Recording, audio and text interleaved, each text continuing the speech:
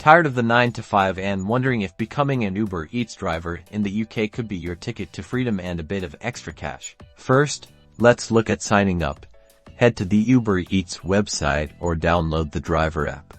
You'll need to provide proof of your right to work in the UK, a valid driving license if you plan to use a car or motorbike, and vehicle insurance that covers delivery driving. If you are on a bicycle, you don't need a license. Now, the nitty-gritty. Why euro the costs? Factor in fuel expenses, vehicle maintenance, insurance premiums, and potential parking fees.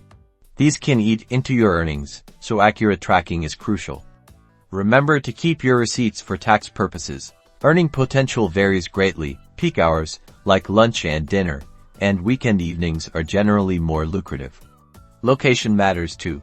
Big cities usually offer more opportunities, but also more competition. Check the Uber Eats driver app for possible boosts and promotions offered in your area. Finally, consider the flexibility.